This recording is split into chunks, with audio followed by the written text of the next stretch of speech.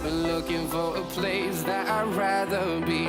I've been searching for my own destiny. I raise my gun to the sky and scream out loud.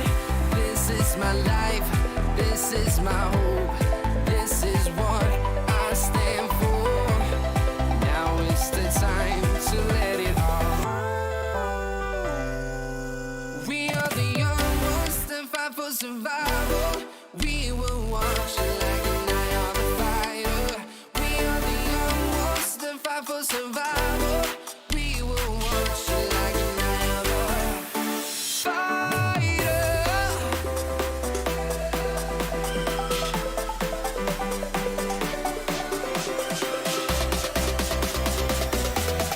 We will watch like an eye on the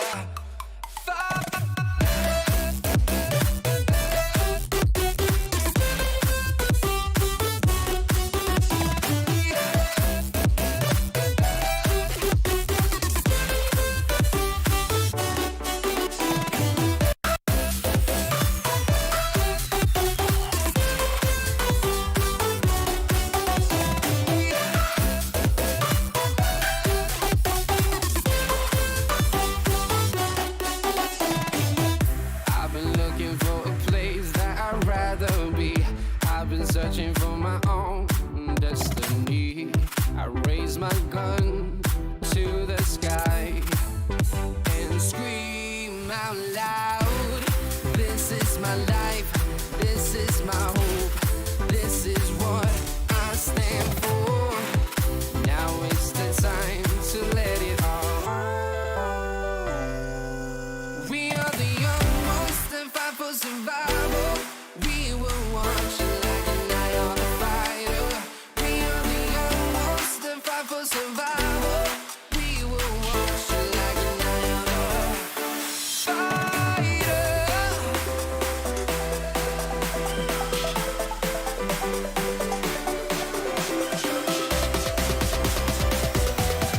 We will watch like an eye on the fighter.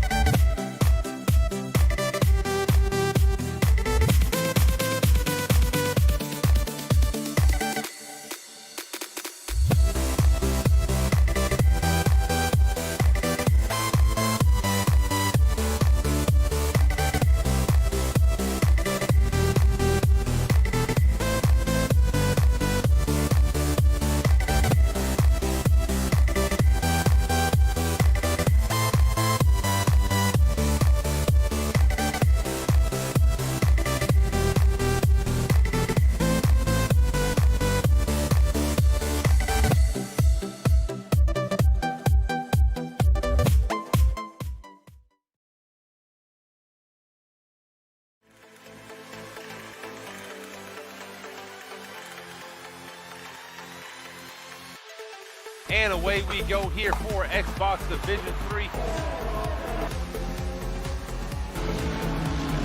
Still wheel to wheel coming out of turn 19. Tries to go down the inside of Desio. Desio giving him space, but not by much. Oh, and he's oversteered, and he spun. They're side by side, off the track, neck and neck.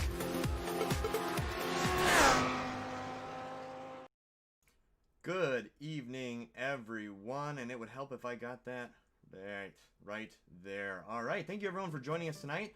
This week we have race number 7 of 22. It's Monaco tonight. I've got my co-commentator Biggles, who's figuring out a couple technical issues before he joins us this evening, but then he'll be joining and hopefully providing us some very, very important stats throughout the race, some updates on our drivers, and of course, just helping me call the action on track, because I suspect there's going to be quite a bit tonight. So let's go ahead and get into it. So Monaco, we've got 19 turns total, 12 to the right, 7 to the left, 14 laps in the softs, 30 laps on the mediums, and 37 on the hards is what I think we're going to see tonight. 1 minute, 8 seconds, 8.5 seconds I think is what we're going to be seeing for some of our faster times from our drivers this evening, but you never know, anything could happen. We could go faster, we might go a little bit slower. So we've got Racing Point, Some Idiot, and Getchum well out in front. Some Idiot taking home his first win yesterday in the last 3 races after getting third twice in a row before that. Next, you've got McLaren with Cream and Rogue. Both of the drivers doing very strong this year. Loving to see them up in the top 2. Mercedes, we've got Destiel and Donstas. Destiel, of course, had the fastest lap award from the season last year, but we haven't quite seen the pace out of him that we saw. I think it's still the new car model giving him a little bit of trouble. Of course, we're only on round 7 from Monaco, so it's still a lot of time to figure things out. 22 races total, but expect to see good things from him. Donstas, of course, starting out strong last week with I believe it was a 5th place finish. Red Bull, we've got Stoney and Shea B. Both drivers been consistently in the points this year. Nice change of pace from last year. AlphaTauri, we've got Corsac and Hammer Time. Corsac was 11th place in the reserves from last year. However, he only raced, I think it was 4 or 5 races, so he was able to get quite a few points in just a few races. So, be interesting to see how he plays out the rest of the season, even though AlphaTauri hasn't been performing at their peak as of yet. Renault, we've got Capita Hood and Dr. McShorty. Capita Hood has been on hiatus. I'm not sure if he'll be back this week, but we certainly wait for him to arrive again. And Dr. McShorty, of course, 9th place last year for McLaren. Ferrari, we've got Simsbad and Buddha, both drivers new to PPR PCD1 this year. Been doing very well, holding Ferrari up and giving them some points. Alfa Romeo, we've got PPR Nick and Double OT. PPR Nick having some trouble with the tire model this year, but hopefully we'll see him again tonight. Give it another whack in Monaco. Williams, we got Randoms and Gore. Both drivers been doing pretty well, but struggling to stay in those points consistently. Hence, Williams is down towards the bottom of the tables. And Haas, we've got Ruda, a newcomer to this team for this year. Of course, season 1, he placed 14th with Ferrari. However, this year, he now decided to give it another whack, join a team. I believe this will be his 3rd race with Haas this season. So, still a lot of time for them to get points as well. Traditionally, not super far up the tables. Or not super far up the tables, but I'd like to see him overcome that for the rest of the season here. Of course, Drivers' Championship, how does that stack up? We've got Some Idiot who's way out in front with 132 points. Creamy Johns in 2nd with 86 points. Brownie with 50 points in 3rd after not that many races this season. And then we have a 3-way tie for 4th between Rogue, Stoney, and Destiel, all with 41 points. So looks like between those, Rogue, don't see. Destiel's definitely in the race tonight, so be on the lookout for him to break away from that pack. Stoney's been really good. He's in here as well, so you'll see him. So be looking for Stoney, Destiel. Don't see Rogue yet, but he might be joining us later on. So be watching those 3 to see how that battle's going to play out in track. Hammer Time 44 is in 7th with 37 points. Capita Hood in 9th with 35 points. Donstas in 10th with 16 points. Getchum 15 points in 11th. Then a two-way tie for 12th with Simsbad and Shea B, both with 14 points. Red Horn and Corsac tied for 14th with 10 points apiece. Fluffy Dave in 16th with 8. Buddha and Gore tied for 17th with 6 points each. Double OT in 19th with 5. PPR Nick rounding out the top 20 with 4 points. Drivers' Championship, we've got randoms. Or continuing, we've got randoms in 21st, Dr. McShorty in 22nd with 1 point. Then Terry Ruda, Doc Balak, Alexander, and Kublai all going scoreless for this season. On to the Constructors' Championship. We've got Racing Point in first with 147, not too far behind. Less than 1 win behind is McLaren with 127 points. Mercedes with 57 points in third. Red Bull, 55 points in fourth. AlphaTauri, 47 points in fifth. Renault, 36 points in sixth. Ferrari, 20 points in seventh. Alfa Romeo with 9. Williams shortly behind them with 8, and that is in 8th and 9th. Haas with 0 points yet for the season. As soon as they can get a driver on their team for a consistent amount of time and get them to show results on the track, they'll start, rest assured, they're going to start putting lap times on the board. So Monaco this week, like we said, softs go 14 laps at most, mediums 30 lap hards at 37. So you can see medium hard should get the drivers to the end of the race pretty easily, but so you could do the soft medium or soft hard, but what you have to remember is you need almost perfect grip around this track all the time. The slightest mistake can send you into the wall and ruin your race, if not someone else's also. So I'm excited for Monaco tonight. Let's go ahead and take a look at that track layout. Of course, turn number 1 there, we've got Saint-Avat. That is the basically right-hand turn with a little bit of curb in the middle that the exit of the pit lane actually feeds into. You're going to see that as turn number 1 that our drivers go down this evening. It's going to be very, very tight, I think, around the first corner, but we should see drivers give each other a respectable amount of space. Then a pretty high-speed section of the track through turns 2 and 3. 4 even as well down into turn number 5, 6, and 7, which make up the complex, right around the hairpin. Then, of course, down to the sea, through the tunnel, then down to the Nouvelle Chicane. Around there you have, what is that called? It's the pool. Yep, that's right. The Piscine pool.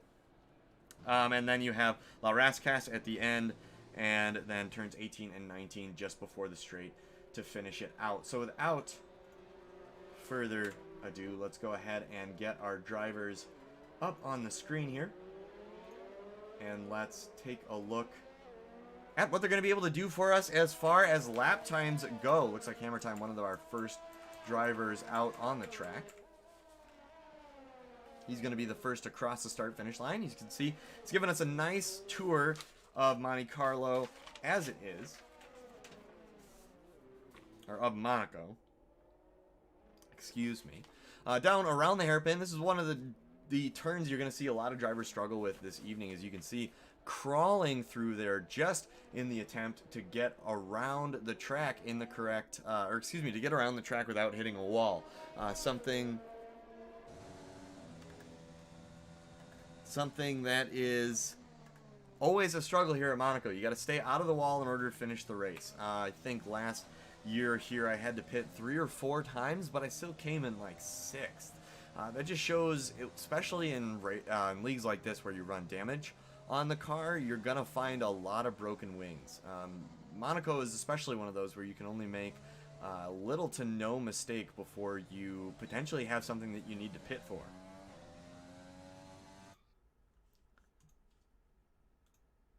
Let's see if Biggles is able to join us. Let's see if he got himself figured out here.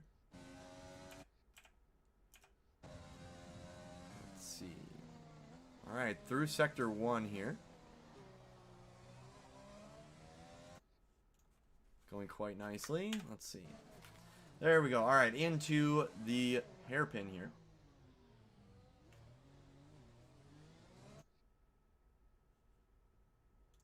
Alright, we're going to go ahead and check in on Biggles here. Biggles, were you able to get it figured out?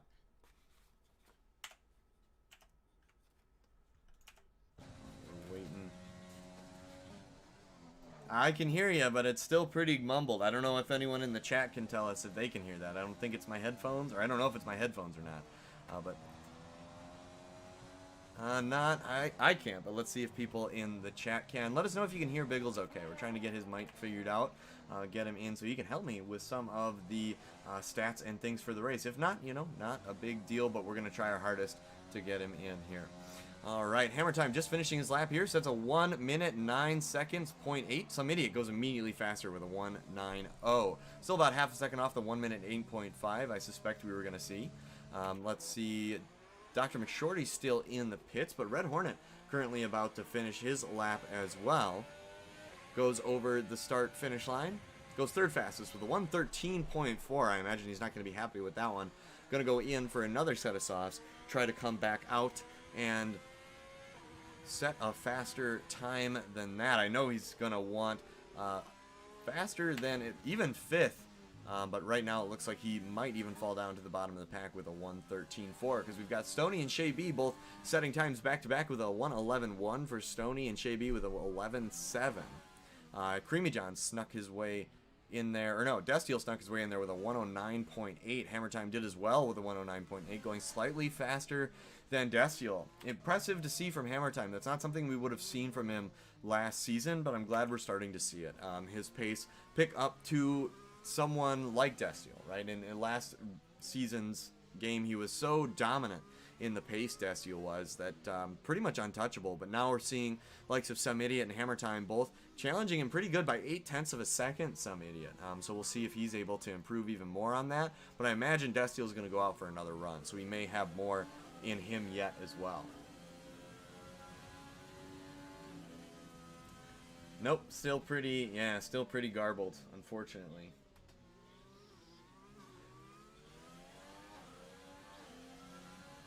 A little bit too early.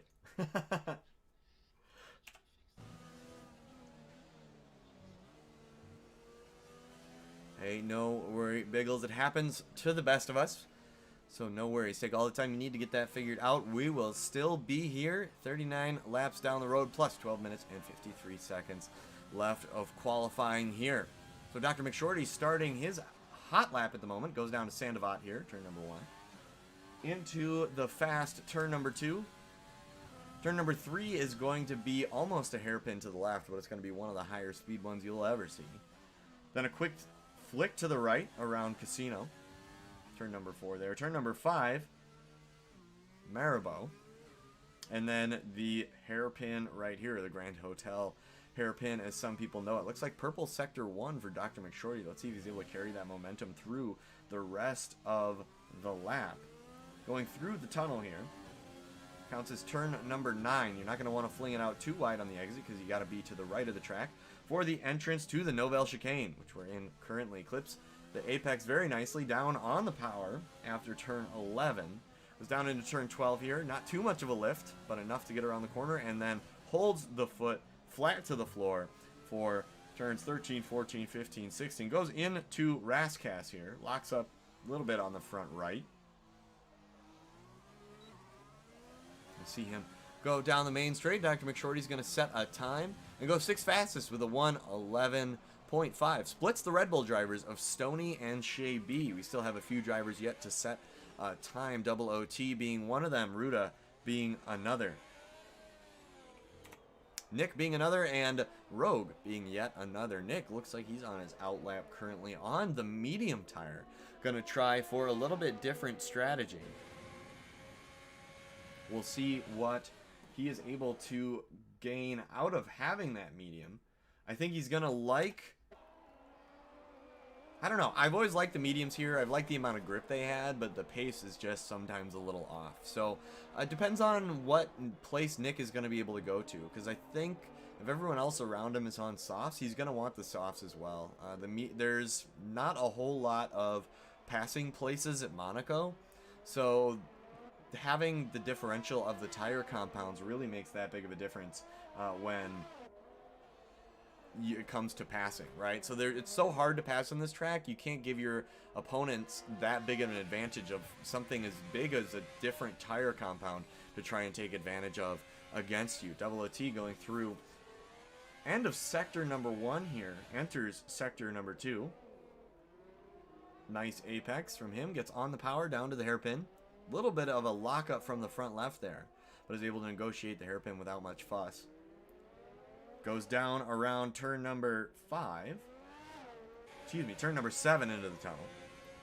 Again, going to clip the apex a little bit here. Going to throw it out left, but not too far, because he's got to get back right before the chicane.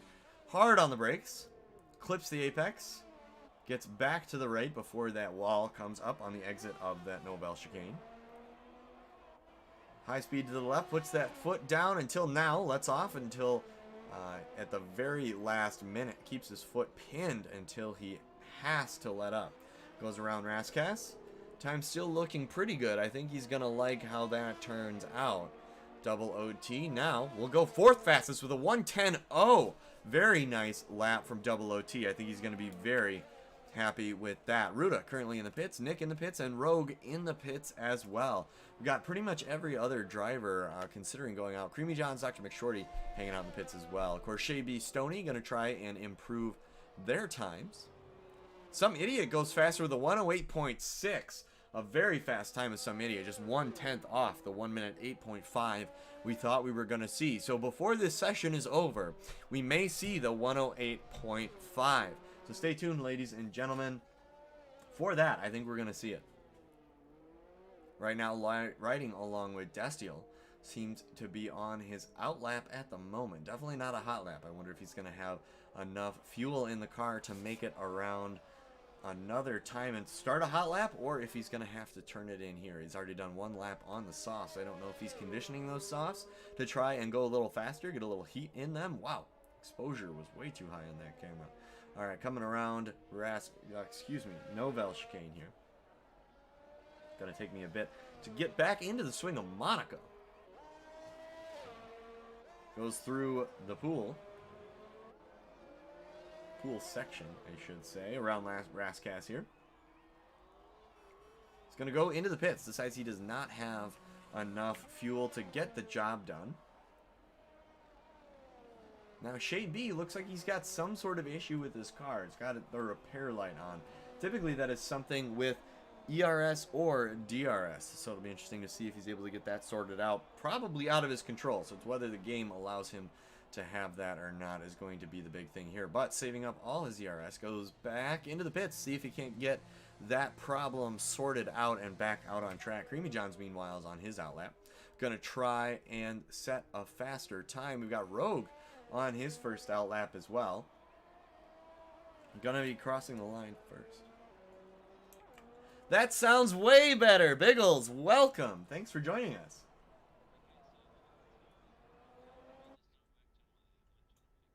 Like, I just like, okay, so instead of the Racing Point garage, I'm jumping to the Renault garage and plugging into their system. That seems like that's gonna work, right? Thank you, Renault. As we can see the drivers that are on track. So thankfully, I fixed that out. That shout out there to Brian there for helping me out there. Yep, reset, Control Alt Delete, and reset voice settings in Discord. I think that actually helped. Fantastic. Well, we've got that all sorted out. Of course, bro. we've got Wiz Tech person Brian in the chat helping us out. Thank you very much for that. But now we can get on with the action. Currently, we've got a 1:08.6 is the fastest time, Biggles. That is from Some Idiot. Just 1/10 off the 1:08.5 I thought we might see tonight. So before the session is over, we may get a 1:08.5 as it is. Currently, Stoney on his outlap. We got plenty of drivers looking to improve. Rogue, I think, is going to be one of the next ones across the line here. Yeah, there's a few disqualified laps. This is where you can come out of the tunnel there, the casino, where you usually find the Biggles actually betting on red or black, or betting on orange or purple or any of the other colors of the teams, pink even as well. But yeah, you come out of that tunnel, full acceleration out into those corners. I'm not quite sure what the corners are called. However, it's easy to invalidate your lap, and I'm seeing a lot of drivers right now easily invalidating their lap, but also into turn one as well. So cut that chicane a little bit. Codemasters will easily give you a penalty, and that is the reason why I'm not seeing any other drivers at the moment improving here. Actually, P12, Mr. Rogue, that's the other McLaren driver running plump last. He's in personal best, and also ahead of him is Ruta. So Ruta is at a 1:18.8. He's sitting in personal. He's going to be a little faster, shall we say, than Rogue, and he's actually going under the tunnel right now, the Haas driver. Yep, So Rogue runs the Nouvelle chicane. He decides that his lap time is invalid. I think he hit a wall at the end of turn number 7 there down in Maribor just before the tunnel. He did, but Ruta's still en route. There we go. There's my first bad pun for the day. Goes to the swimming pool complex flat out. I love this as a driver, and hooks it up. And no, he doesn't. He hits the wall. Oh no, he had some quick pace, and that's going to compromise his. As some idiots actually setting some purples as well. So now some idiot lighting up the timing screens sector 1. Let's see what he can do sector 2 time. Ruda actually was able to still set a time of the 1:12.6 after that wall hit, putting him faster than Red Hornet and PPR Nick. A really good effort from him to still cross the line. I was going to say it's kind of unfortunate that he broke his wing right after the pit exit, because now he has to go all the way around the track on an in lap just to get back to where he was and get a new wing on and get out there. We've got 4 minutes left, so he's really got to hurry. He does. I mean, it's good job as somebody. It's the fastest second sector. Somebody it's going to blitz. I think he's going to go to 107s as he's going to cross the line now. Let's see what he can do. It's got to be in the 107s for sure. 108.6, I think. 108.61. Improved by, I think it was 40 hundredths. Oh yeah, he's third sector compromised a lot of pace there, so he can definitely go faster. Yeah, good call there for Ruda. Even though he hit the wall late in the final sector there, that very final slow part of the track, but still managed to get across the line and still improve into 9th position. But he's definitely got more pace. Let's say like the P6 at the moment. Actually he's in the box. Thank you, Codemasters, for that one. Red Hornet in 10th is currently on his hot lap. Going to be diving out of Sector 1 here any second, just into Sector 2. Around turn number 5. And then, of course, the hairpin. Let's see if he makes the fatal mistake a lot of our drivers do. Nope, able to take it nice and clean. Still has both end plates on his wing on the exit. Always good to see. Then around Maribou. No, what is that? Portier? There we go. Into the tunnel. Into the tunnel, right? No, personal bests. Greens are good. Now this is the crucial breaking point down here to the left. Spot it. Big lock up there. Doesn't matter. Keeps it out of there. Does not invalidate his lap. And that is crucial when you're doing qualifying. Although he's 4 seconds off the leader right now. Let's see what he can do. Personal best through the swimming pool complex. A little tap against the wall. That's okay. Sets a personal best for the second sector. Now, this is about getting it all right. Big lock up and a little oversteer. A little compliment. Oh, I hope a commentator's curse. But still, if you can cross the line, he may be able to just squeeze a little bit of a position gain. No, he does not, and that is compromised. That's the exit out of that final corner. That is where it's all made or lost, shall we say. Yeah, he can definitely, as a driver, it's really easy to clip your rear right tire on that corner. There's 2 places on the track you got to look out for that. It is right into the Novell chicane coming out of the tunnel, right into turn number 10 there. It's easy to clip your rear left tire if you cut that turn too quickly, because really on the inside, it is just a 90-degree barrier. The other place is where we saw Red Hornet just do it a couple seconds ago, right around the second to last turn, or no, right around Rascas, the third to last turn technically, clips his rear right hand tire on the inside of that guardrail, and it just spins the car around. Most of the time it's not enough to take your wheel off because you're not going that fast, but it is enough to sometimes spin around the car. It'll get that rear end to slide out on you no problem, and especially in a place like Rascas at the end, it's going to just put you in a spot where it's very tough to recover from. You look like... Yeah, no, go ahead. No, yeah, you look like Austin Powers in that, I forget which one, a gold member trying to turn around in the hallway in the little go-kart there. He did do it. Unfortunately, it cost him at least 6 or 7 minutes. So hopefully the drivers aren't going to do that. P8 is now looking to improve. Sorry, I'm saying P8 because I'm looking at the telemetry schemes. No, he's invalidated his lap. I don't think anybody's improving right now. I'm showing 50 seconds left in this lap, and I'm showing most of the drivers have come out onto the track. My timing screen is not showing the lap map, unfortunately, so I can't see where the drivers are on track. I had to just go purely by the Codemasters information that you can see there. Obviously, with that little track map, if somebody spun there. Yeah, Ruda was hanging out right in the middle of, right in front of the pool section there. He was just hanging out, or turned around. Everyone did good to avoid him, and he did good to get it going again. He did PRS in the Mercedes driver. Look at him, P2. He's lighting up the timing boards. An 18, almost an 18 flat here. Now, he's on for provisional pole. What can he do about somebody at time? Can he turn somebody into an idiot? and make him look like an idiot. So no puns against you, Mr. Idiot. You are a very fast driver. As he goes to the swimming pool complex, he's got to try to hook it up. Personal best sector 2. That may be enough, but all important. This is where it's at. As there's a Ferrari driver to the right hand side there. They've got to get out of the way. He's on a hot lap. Can he cross the line and do something about the provisional pole? And I don't think he can, but he's damn close. Oof. Well, actually, not that close. Half a second off. But it looked quick. He certainly set blistering first sector times.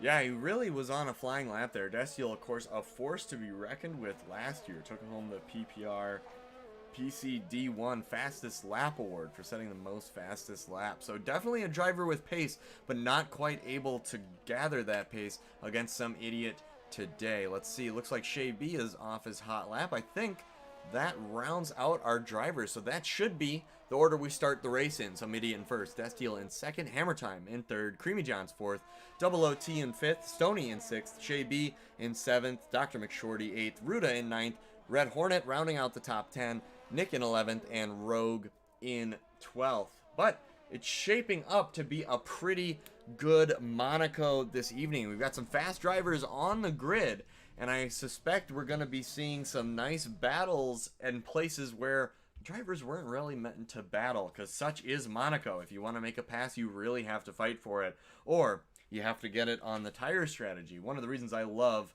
Monaco is it's just, it looks like you're just driving around town in your regular city where you've got, you know, a regular roads width, but you happen to be going hundreds of miles per hour and right next to other cars. So it doesn't get much more exciting than that. I know people get on it for being a parade, but personally, I love the track.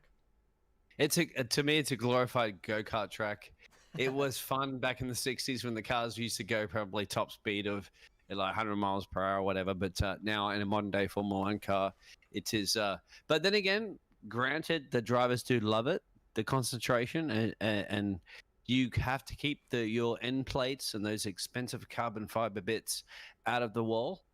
And even the drivers during the quarantine period that we saw with the virtual Formula 1 racing that occurred there, Charles Leclerc and other drivers could not avoid hitting the barriers over and over again. They had to actually allow those drivers to have no damage. But these drivers do not have no damage. So they don't have the luxury that the Formula 1 drivers have, believe it or not. Yes, non-professionals have less advantages than the professionals actually have. Right, because you don't have anything to actually try and match it up to.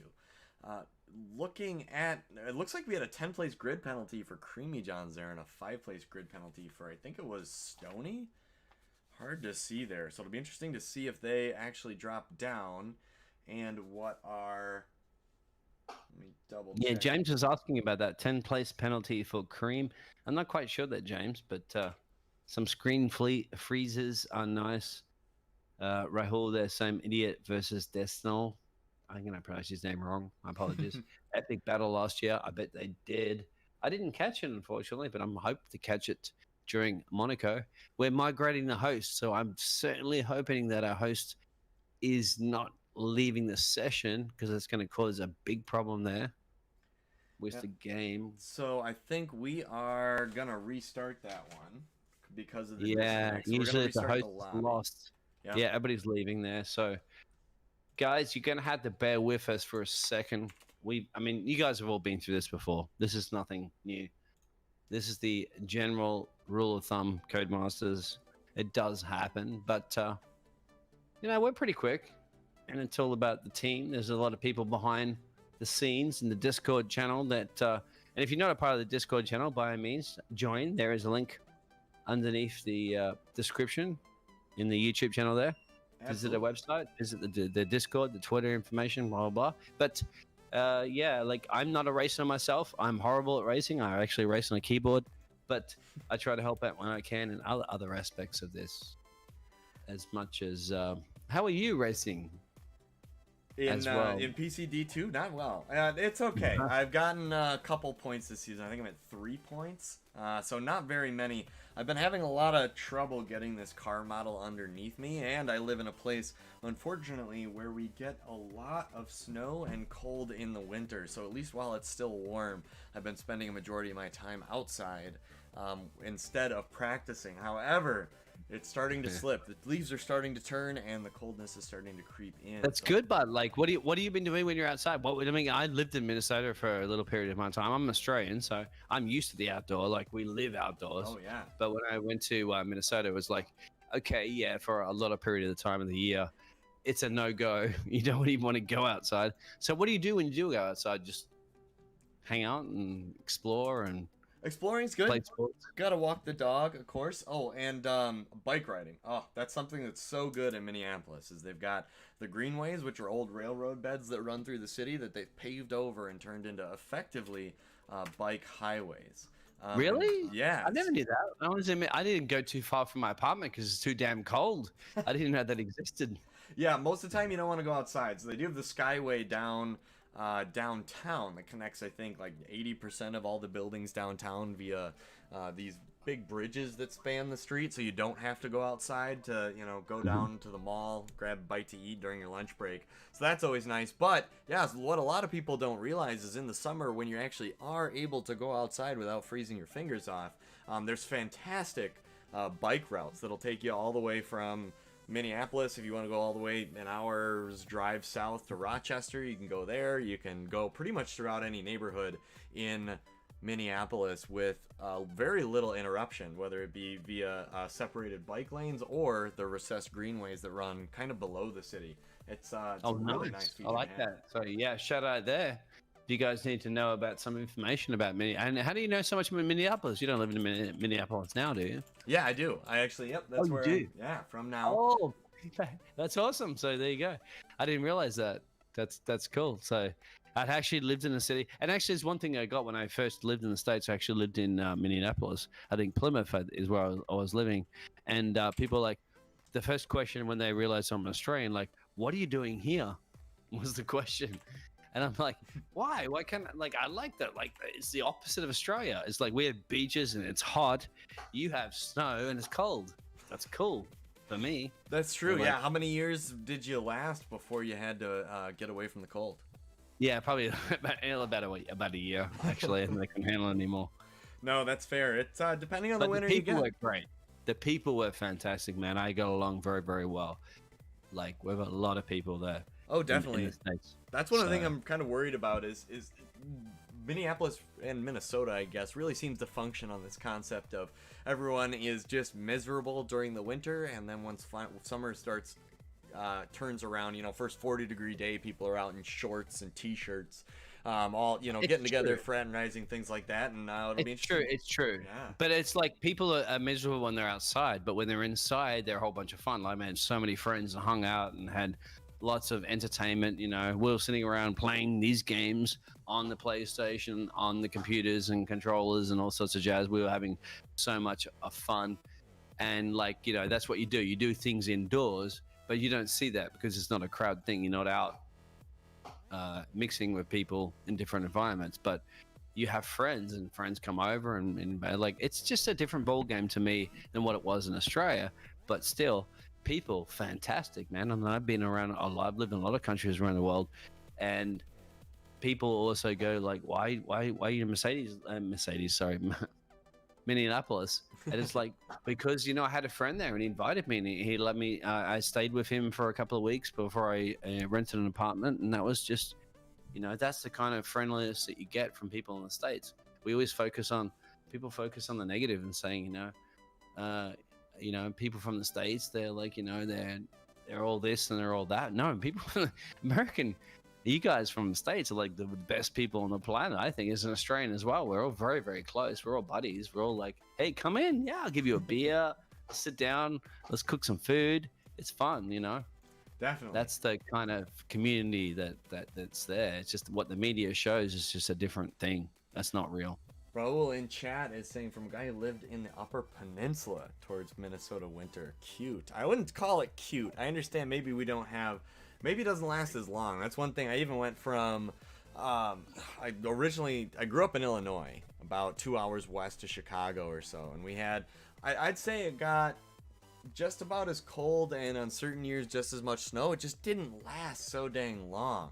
The winter here lasts, you know, our first snow we could get as early as like end of September, November, and then it lasts. We had snow in April last year, I think. It was well through April. We might have even gotten it in May a little bit. It's just so when it finally gets to that 40 degrees, everything melts. People are ready to get out. Where are you now, Biggles? Are you living in some place where you get?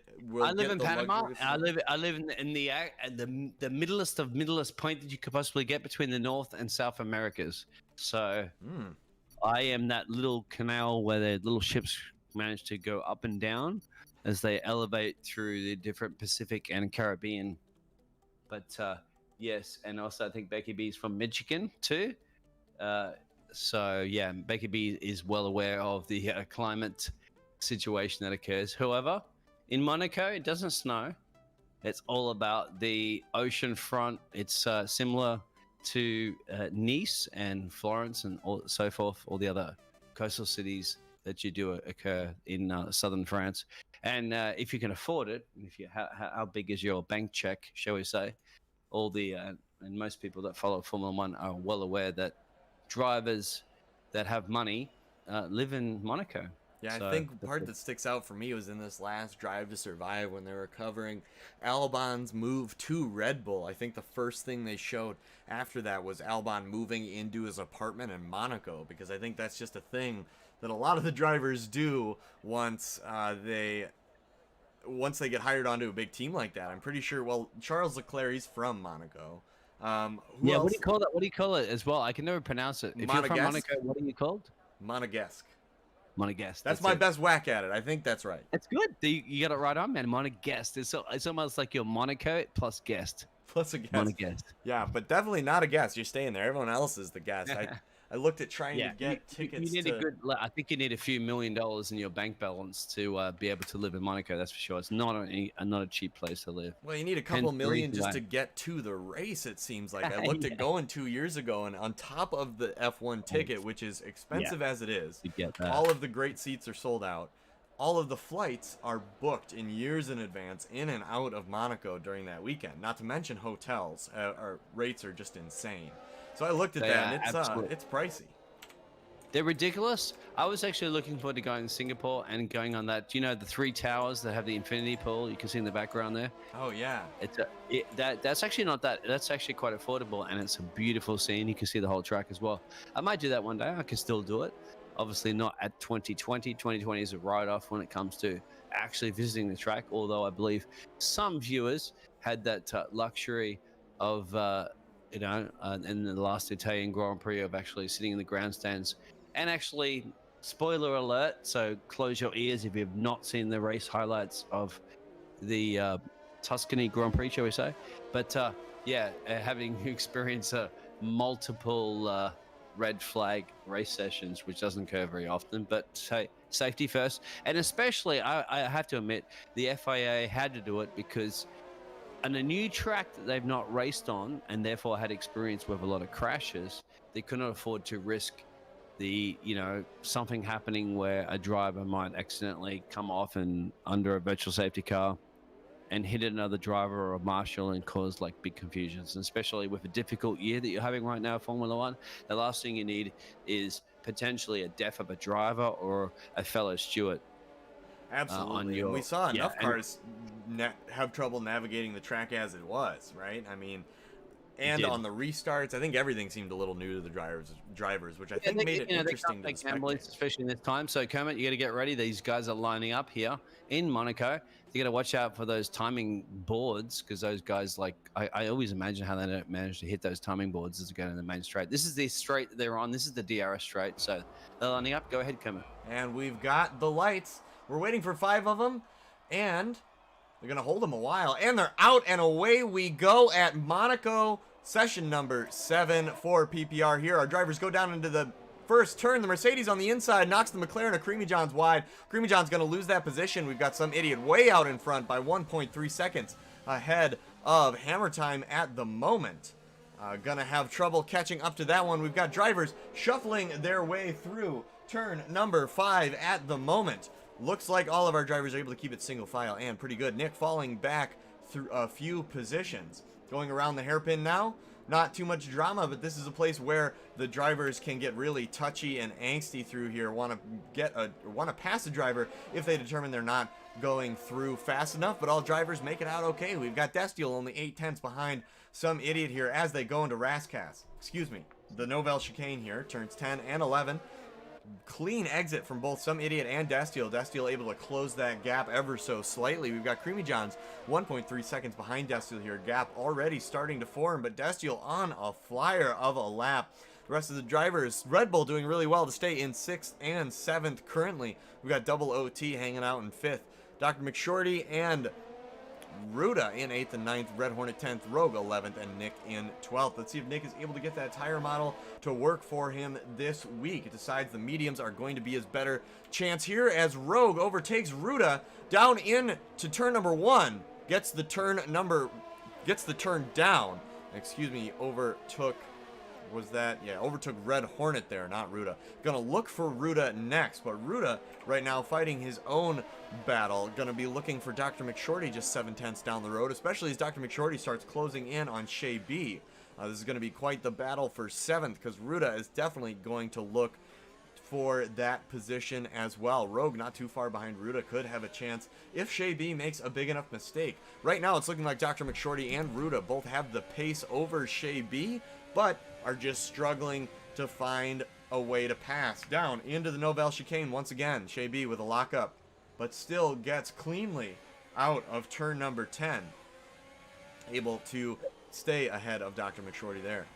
Shay B and both the Red Bulls as well, like falling back, and that's actually, as you said, Shay B is forming the Shay B train, shall we say, because he has the Doctor, has Ruda, has Rogue, he has Red Hornet, all trailing behind him, and as they know, it's difficult to pass in Monaco, so he's slowing them back potentially at the moment, falling 10 seconds off the leader as well. And these guys, I have Jeff on their ear chewing them about that. Rogue has probably been the biggest gainer from the race start there, running in P10, the McLaren driver, up 2 positions. Also a gain there too from Creamy Johns.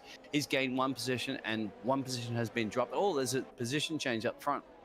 Yellow flag in sector 2. Some Idiot still out in front, then Destiel, Creamy, and Double OT. Not quite sure what caused the yellow flag there. Could just be slow speeds through the hairpin. Hammer Time. I believe that's Hammer Time dropping 2 places there. That's P5 Hammer Time. Not really in Hammer Time for him right now. That's the Williams driver. So he's back into P5, but still a bit of a gap there. Not so much pressure from the Red Bull drivers that are behind him, but the Red Bull drivers, as I said before, there from Shay B is holding up that big chain there that's forming behind them. Hammer Time missing his left end plate. Gonna have to pit. Yeah, a little bit of drama from him there through sector 2. He must have been the trigger of the yellow flag. Let's see if he goes into the pits here. Decides he doesn't need that front wing. Is gonna go ahead anyway. That may be his downfall, especially because he's got Stoney knocking on his back door now. Hammer Time gonna go into turn number 1 of Sandoval. Gets around cleanly, but not quite as fast as he normally would be, considering that lack of downforce on the front. And Dr. McShorty gets past. Look at this battle here between P7, P8, P9. Go commentate this one. This is crazy. Wow, looks like Dr. McShorty got out ahead. Finally, drivers are starting to pass Shay B. Shay B losing positions left and right. Dr. McShorty already able to get by. Rhoda is going to be the next to try and get the pass done. Doesn't quite get it done. Down through the hairpin here.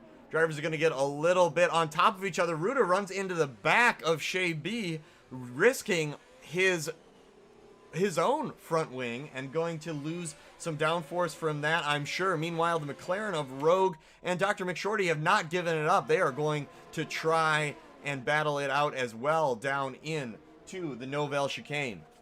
Coming out of it, all drivers, we've got position Dr. McShorty, Rogue, Shay B, Ruda, then Red Hornet, all within 2 seconds of each other here. We've got Dr. McShorty clearly leading out in front, but it looks like Rogue has the pace to run away from him if he can just get past him, but that is the name of the game. Shay B, after losing those 2 places, doing very well to stay up with Rogue, however, does not have the end plate of his own. Dr. McShorty decides he needs to go into the pit. Wonder if he's going to pick up an extra wing, judging by how long he has stopped. I think that is a wing change as well. That's for wing him. change, yes it is. Going to the hards, I believe. So hards for him, dead last, but we all know everybody else ahead of him has to box still. He is essentially at the moment like 34 seconds off the leader. 29 seconds is a comfortable pit stop strategy if you are not in any penalty situation. So he's got a lot of work to do, but he's got clear track. Clear track in Monaco is king. Yeah, those hards should go. They're rated for 29 laps, I believe. Excuse me, no, 37 laps. So those are going to go to the end of the race if he wants them to, but he's also got to make his wing last to the end of the race. So I think Dr. McShorty's positioned pretty well, but I think who's positioned extremely well in the race right now is Rogue.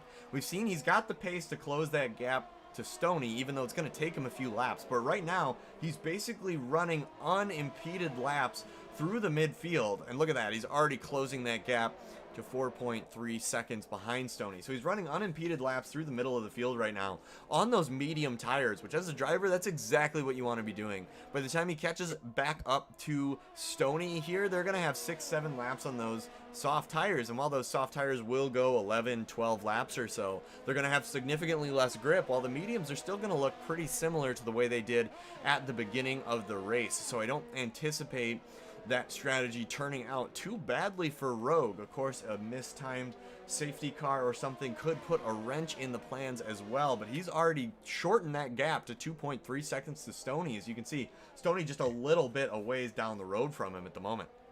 Exactly. I think this is a great call for the McLaren team at the moment. His last lap, a 112.8. That's his personal best. The last lap on the leader was a 112.7. Now, remember, the leader's on the soft tires. And as you'd mentioned, on the medium compound tire, he's a little bit compromised, but the speed is there.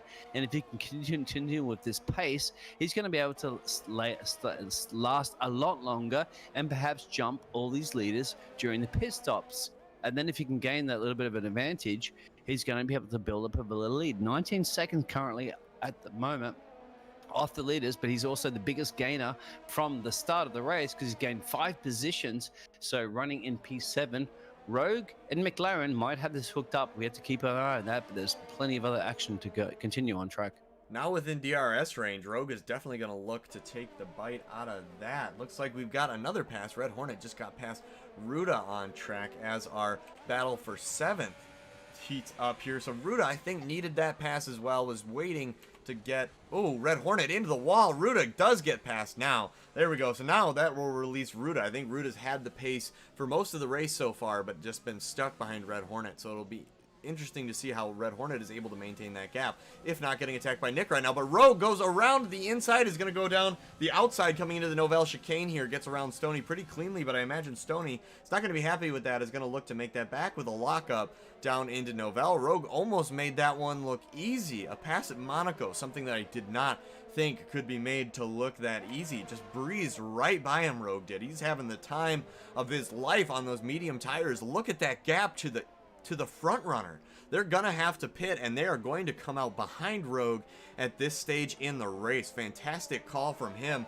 However, one must think that Rogue has to pit yet another time before the end of the race, because those mediums may not last him to the end. However, if he will have to, he's gained half a second in those corners. He's already behind Hammer Time. He's like 0.5, and then just in the time you've spoken there about that, he's now 0.2. Look at this. The pace in these mediums is outstanding, and he's all over the back of the AlphaTauri. It's only a matter of time. These softs are just falling off the cliff, and this man and the McLaren team have called the right strategy at this point. Absolutely. This is where he's got to keep his head. That's that almost pass I was talking about in the hairpin here. You can't get a little too eager because he's got the pace. He just needs to find the right window. Rogue, known for keeping his cool in situations like this, but we'll see if Hammer Time does the same. Hammer Time, a lot of moving there down the straight. I imagine Rogue might want the stewards to take a look at that, but Rogue says, no matter, I'm going to keep behind him anyway and give him another challenge, I assume, down the main straight. Through the pool section is always a tough pass here. I don't anticipate he'll be looking to make a move quite yet. Down into Rascass here, the third to last turn. Ooh, lockup from both drivers seems prompted by Hammer Time, though. Hammer Time into the pits, decides that he's going to need a new set of tires, which releases Rogue to now go hunt down Double OT. 12 seconds behind Double OT. The damage has been done by the Red Bull drivers. Stoney and Shea B pushing the rest of the pack back quite a bit as Shea B goes into the pits. So the Red Bull drivers, I think, played that pretty well. They had Stoney out in front and Shea B kind of in the back, holding off the rest of the pack. But now what you're seeing is the pack starting to catch up to Stoney. Ruda, of course, still 10 seconds behind. So Shea B doing his job as a teammate there and keeping the rest of the pack off, especially at a place like Monaco here, can be really impactful, as shown by that 10.7 second gap between Stoney and Ruda. Of course, Ruda may have some end plate issues as well, but up at the front here we've got Destiel staying pretty much glued to some idiot as if there were a rope strung between him. 1.5 seconds between Destiel and some idiot at the moment. Of course, Destiel trying desperately to get into that DRS range so he can close that gap further, unless he just feels that much confident that he has the pace that he's just waiting on purpose. But that doesn't seem quite right. At Monaco, I think you're going to want to put yourself in a position to make a pass no matter when that arrives. So Rogue is boxing. He's going to be catching his teammate. His teammate's exiting the pits right now. It's Creamy. You can see this on side by side up the main straight. Look at the difference between the tires.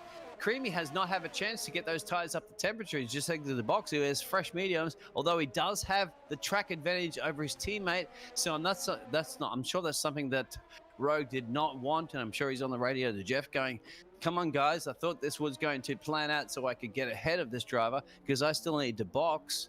However, Creamy there has slotted in front, and now it's going to compromise Rogue's race. So the two McLaren drivers running P4 and P5 are going to have to sort out some sort of strategy. They do not want the leaders to go too far. They're certainly on pace with the leaders right now, and some idiot and Desnell as well. Desnell's pitting, that's a Mercedes driver in P2.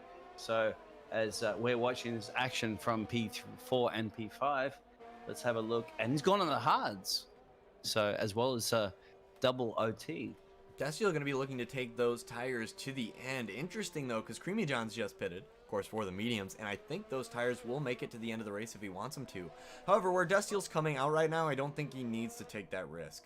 I think he'd be more than happy with a podium at a track like this. So putting himself on the hards, making sure he's going to have some sort of grip towards the end of the race is better than being faster throughout this. So Destiel, I don't think going to have a problem with that. Yellow flag, sector 3. Looks like Ruda had some issues getting into the pit there, it looked like, but it looks like he was able to get the rest of the way into the pit. I imagine he's going to need a wing change now. No doubt about that. Dr. McShorty down in 10th trying to track down Stoney now with a 1.9 seconds. Yeah, there's a little battle I'm seeing here. Where is that on screen there? Might be overtaking a lap marker. Let's have a little leader here. Some idiot. Now, some idiot is boxing. There it is. He had to. Those softs, that's the Racing Point driver. Now, second position is, as you can see on there, he's going around the final sector right now. Final corners. I can't remember the name of those corners, but he's approaching. And then also some idiot has a clean pit stop. He's exiting. He'll be up, climbing up the hill. He should be easily ahead. However, it's going to be a gap. There is going to go down to 1.31, as there you can see, 1.5. So a clean, nothing has changed between the two top drivers, and they have a comfortable lead back to the two McLaren guys there that are 3 seconds behind. Speaking of 3 seconds, Rogue comes in with a 3-second time penalty. That's definitely not going to help his strategy. He already came out. The other half of the McLaren garage made a great call on when to pit him, puts them out just in front of Rogue. Very unfortunate for Rogue, especially with that 3-second time penalty now. He's going to need to work that much harder to get past Creamy Johns. And on those 11-lap-old mediums, I don't think it's going to happen. So Rogue started on the mediums, of course, so that's what he's got on the car at the moment. So he's going to need to either take them long enough that he can pit onto the softs, or he might as well go to the hards sometime soon, because presumably other drivers such as Hammer Time, Stoney, maybe Nick at this point are going to be on very thin medium tires towards the end of the race, if not looking to pit twice. So I think Rogue here might want to consider pitting onto the hards, but his strategy might be medium soft if he feels he has the pace.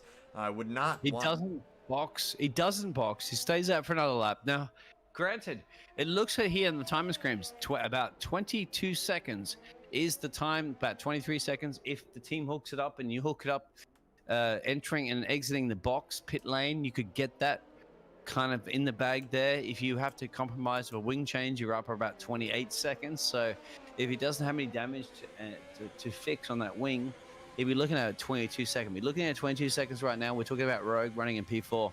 He will definitely fall back perhaps around. Whoa, a full P wing hammer is time. gone from Ruda. Comes around the Novel chicane, snaps that whole wing off. That's going to be upsetting for Ruda. No chance to really get back in the race now unless another driver makes another mistake, a similar mistake, or a safety car. As you can see, Ruda struggling with that front downforce around through the pool section here. Gonna have to dive into the pits for a new wing. Yep, makes it in. We'll see if he comes back out. I imagine he's going to be coming back out on the hard. It's very unfortunate from Ruda. Only ran one lap on those mediums just to have the wing taken off and have to pit again.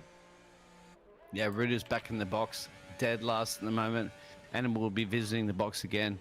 10 laps on the softs, 2 laps on the mediums, and back out again on another tire. What will he choose? Still staying in the box and going to go a set of the mediums.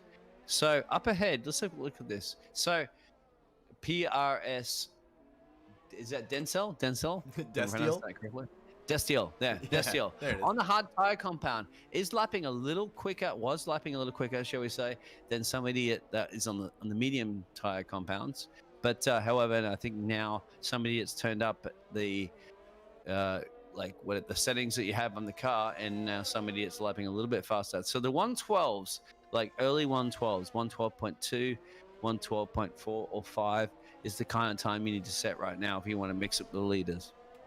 Which is a very fast time. Remember, we were only at a 108.6 for qualifying. So in order to maintain 112 on tires that are the medium or the hards is quite a feat. And you can see not many drivers in the field can do it. We've got a very similar pace between our top 5 drivers here, but that's not going to help any of the intervals close. So it looks like Destiel might be slightly faster here, picking up some time on Some Idiot, but with 3.7 seconds left to go up the road to Some Idiot, that's still quite a bit of ground to make up. Of course, with all of the time penalties hovering right around these 3-second mark, it's worth noting that the most common penalty the game will hand out is a 3-second time penalty for corner cutting.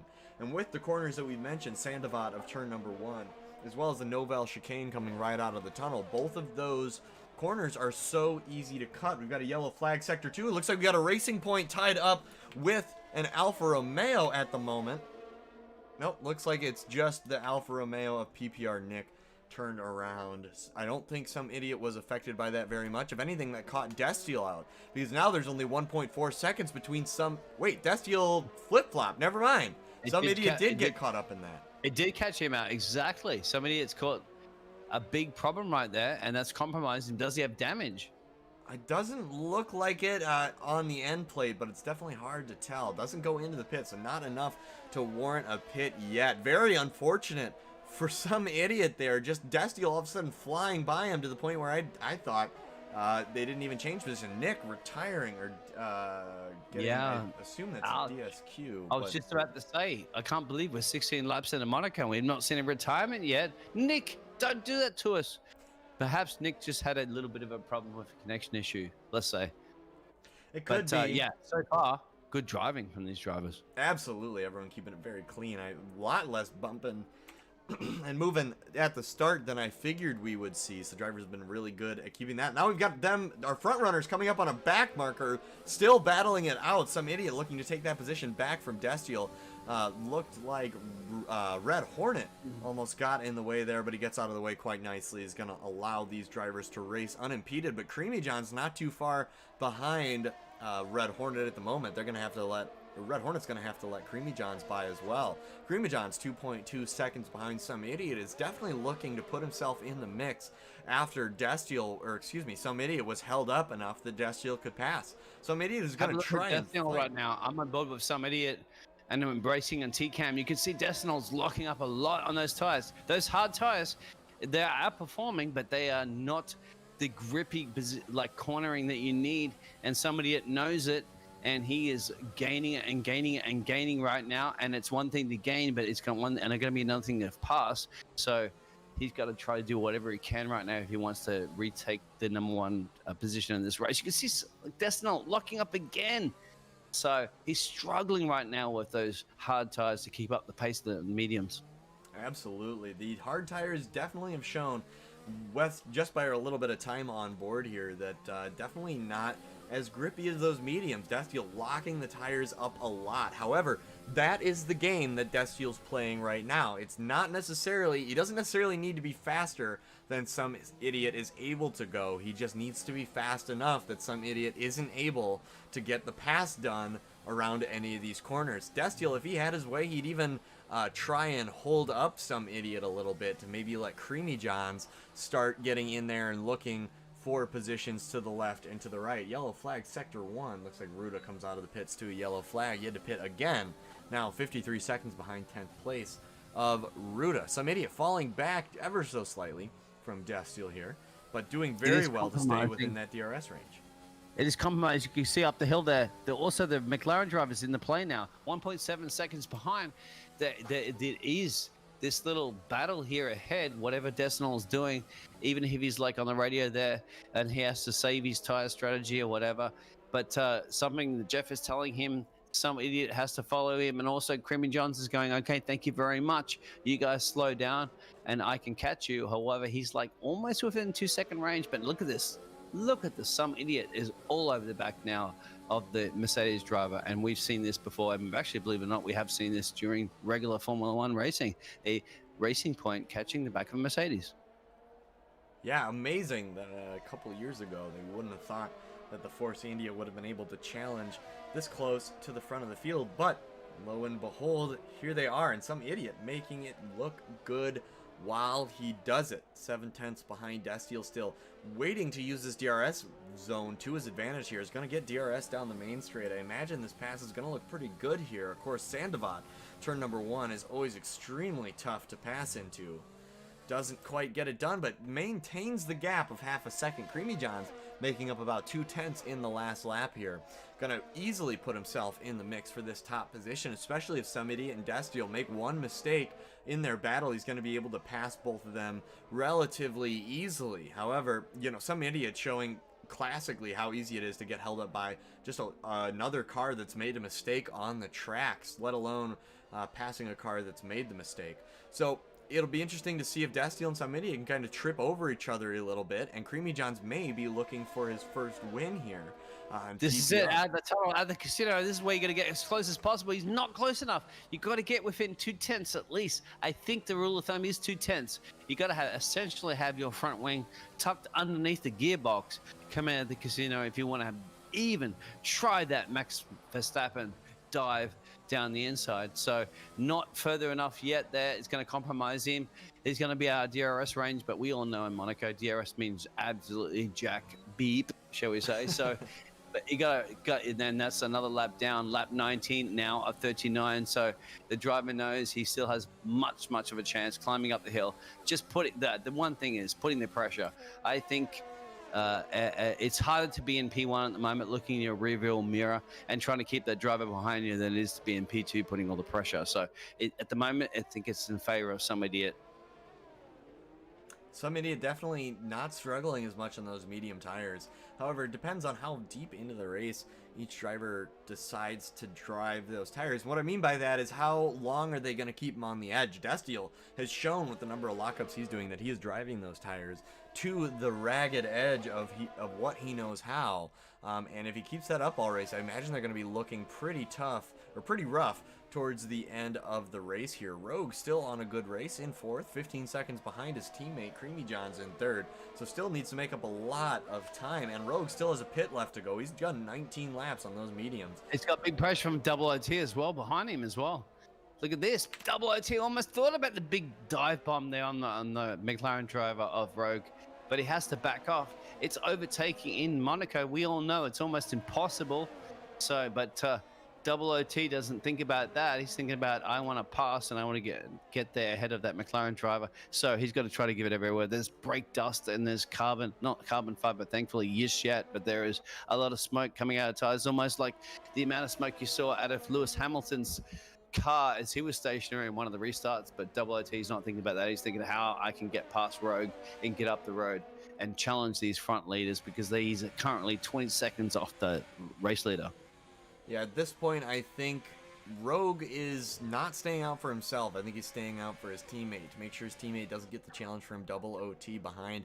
Because Rogue, at this point, I think you've got to pit on those tires. You're losing so much time. Sure, you're able to keep Double OT behind you for the time being, but what does that mean for your race strategy overall? Because eventually Stoney and Shay B are going to start to close that gap as well, and you're going to be behind them then when you pit. So currently a huge gap. Looks like if Rogue were to pit right now, he may come out behind Stoney in 7th there. But he's going to want to manage that. He's going to want to be looking at exactly where he's going to come out, and if it's too far down, he's going to need to pit sooner rather than later, because he needs time to set those faster laps. I think what he's done is kind of cornered himself into the position where he's on those mediums, and now he has to do the sauce. If he does the hards, it'd be a big waste of traction, and he's definitely not going to be able to put in the lap times to make up any of the time that he's lost from being on the tires for so long. So Rogue now fully committed to the medium then soft strategy here. Ruda goes into the pits again, comes out behind the Well, two there, Rogue lap down. Rogue could do a medium too. He's on the medium, so he has to choose another tire compound. It's a dry race.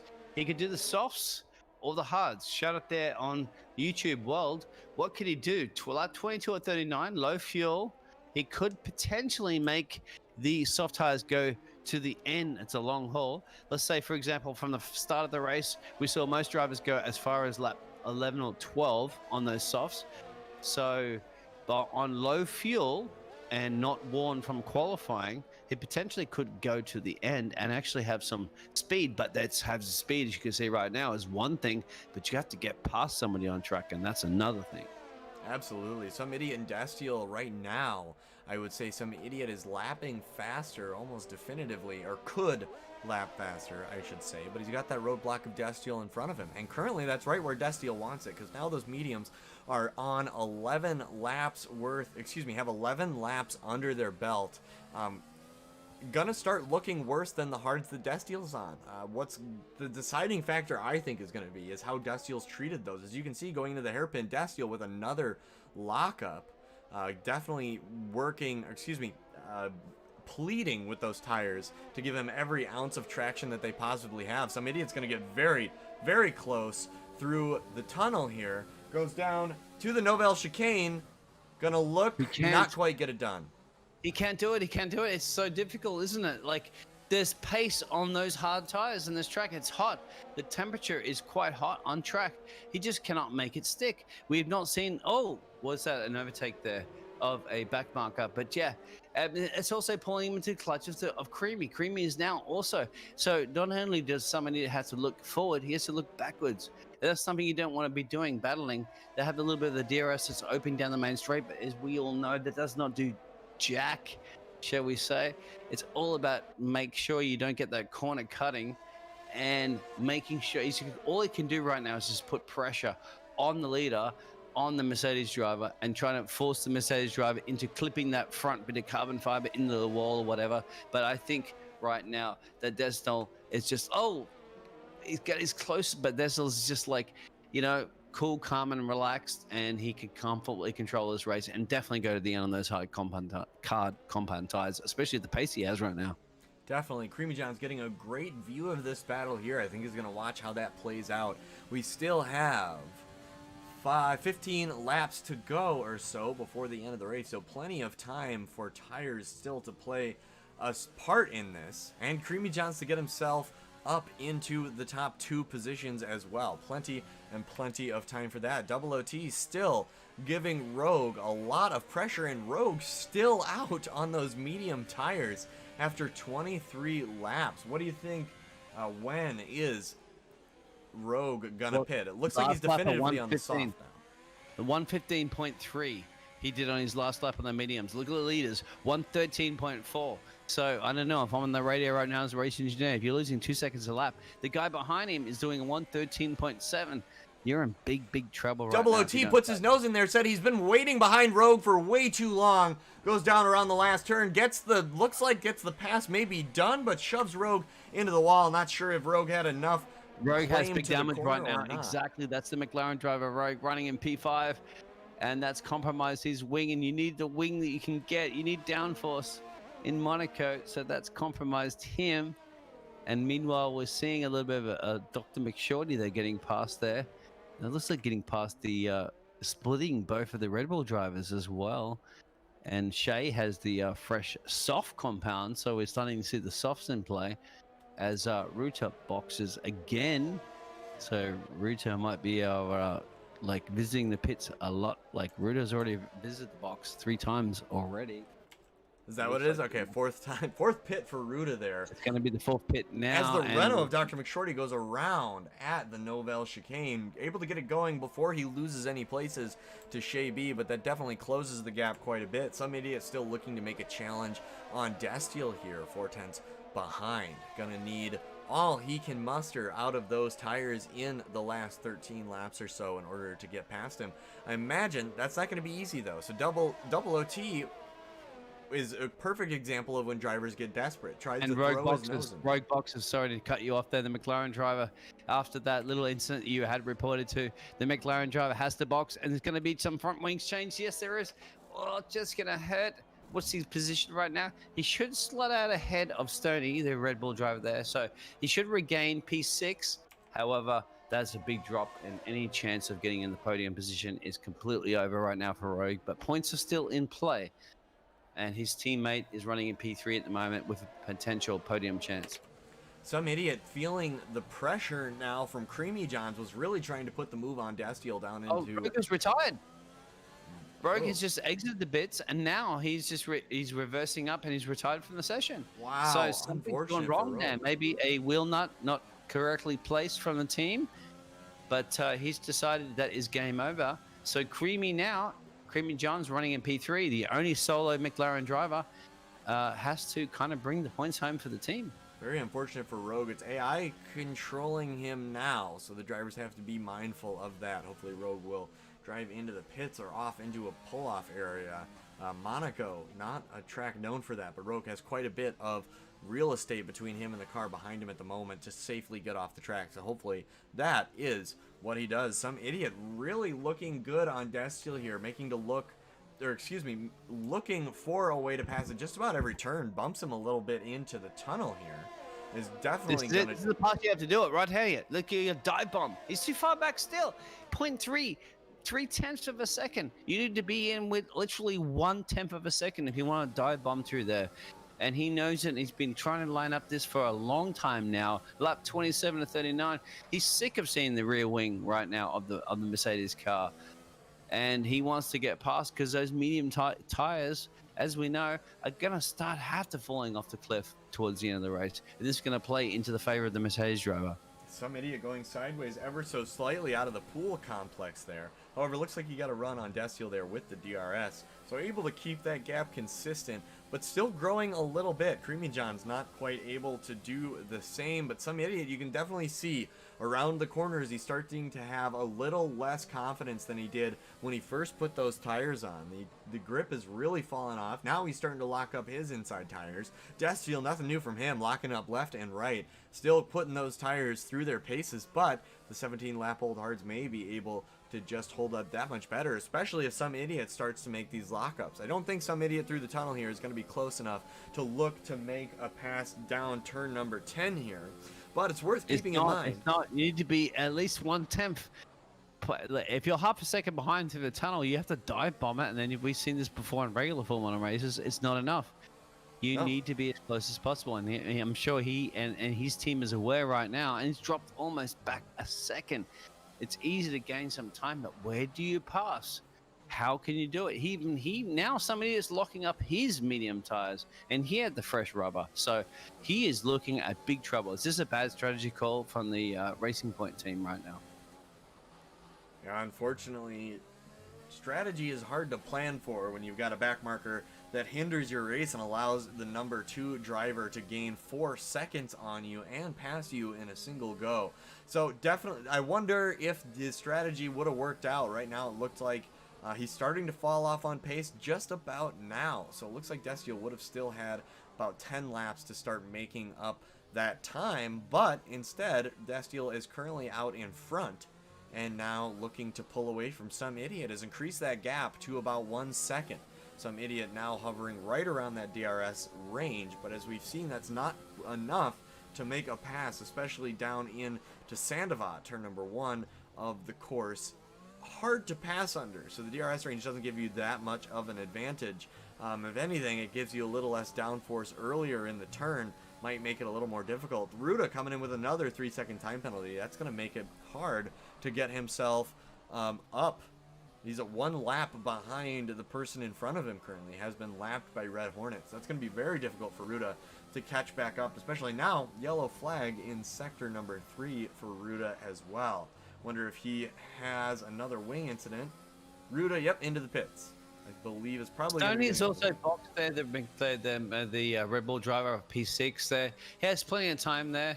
You can see Dr. McShorty there. The Renault driver has at least 40 seconds behind. So Yeah. as long as the Red Bull team don't mess anything up, Tony should resume on fresh, soft compound tires. However, 51 seconds behind. Hammer time is something that unless Hammer time makes a mistake, it can be too much that he can do about it. But Red Bull can pick up some crucial points there as his teammates running back in P9. However, what can Some Idiot do there? Shout out, let us know on the world of YouTube. We need to know, what can Some Idiot do? If you have a fan of, if you're a fan of Some Idiot, or are you a fan of Creamy or any other double OT or even our race leader there, like what can he do? It's difficult to get past somebody. He has the fastest lap, Some Idiot, shall we say? So definitely will get a point for that, but he just has to find a place to pass. And now, as his tires, 18 laps on those mediums, he still has at least almost 10 laps to go. It's going to look very, very good into the Mercedes team right now, calling the right strategy. However, just to give you a little update on the penalty situations, the race leader there, Desnell, has 3 seconds time penalties. But at the point, as you can see right now, Some Idiot is 1.9 seconds behind.